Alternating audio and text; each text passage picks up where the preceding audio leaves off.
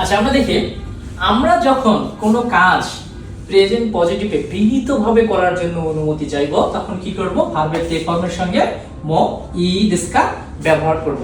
মো ই দেস্কা ব্যবহার করে করতে পারি কি, এই যে বিনীতভাবে অনুমতি চাওয়া সেটা বোঝায়। যেমন তাবেমাস, তাবেমাস শব্দের অর্থ খাওয়া।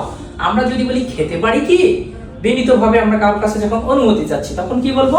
তাবেতে মো ই দেস্কা, খেতে পারি কি। আবার দেখি নমিমাস, নমিমাস মানে কি? পান করা।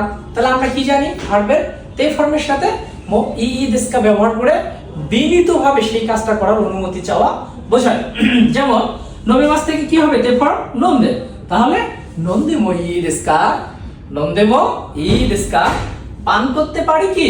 একই ভাবে যদি বলি ঘুম থেকে উঠতে পারি কি, মানে একজন ঘুমায় আছে, সে বলছে আমি কি এখন উঠতে পারি, তাহলে সে কিভাবে বলবে? বিনীতভাবে যখন বলবে তখন কি বলবে?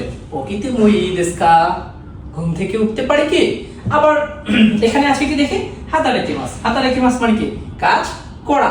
এখন কেউ একটা কাজ করার অনুমতি চাচ্ছে, বিনীতভাবে বলতেছে যে আমি কি এই কাজটা করতে পারি, তখন সে কি বলবে? হাতারেকি মই দেস্কা।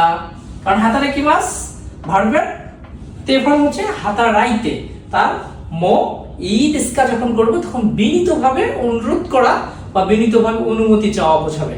হাতারাইতে মো ই দেস্কা, কাজ করতে পারি কি।